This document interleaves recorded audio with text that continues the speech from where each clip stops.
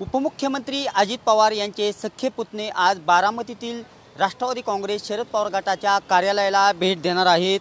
राष्ट्रवादीत उभी फूट पडल्यानंतर अजित पवार हे भाजप समेत सत्तेत सामील झाले होते। मात्र अजित पवारांनी घेतलेला हा निर्णय पवार कुटुंबाला पटलेला नव्हता। बारामती लोकसभेत अजित पवार यांच्या सुविद्य पत्नी सुनेत्रा पवार आणि सुप्रिया सुळे यांच्यात लढत होणार अशी सद्यस्थिती तरी परिस्थिती आहे।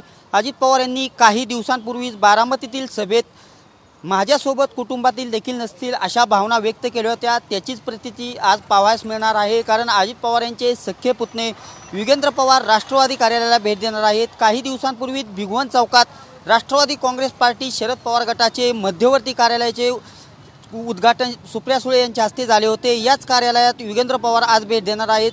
शरद पवारांचे हात बळकट करण्यासाठी शहर कार्यालयाला उपस्थित राहण्याचे आवाहन देखील कार्यकर्त्यांना यावेळी युगेंद्र पवार यांनी केलेले आहे।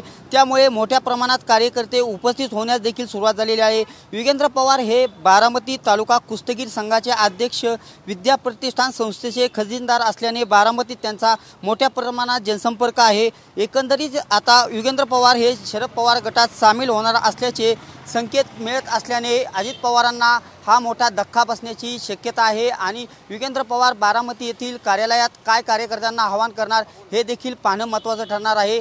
कॅमेरा पर्सन अभिजित पिशेसह दीपक कापरे, बारामती।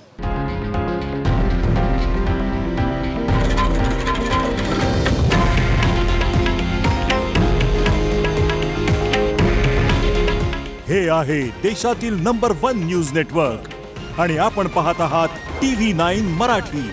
काळजी तुमची, हित महाराष्ट्राचं।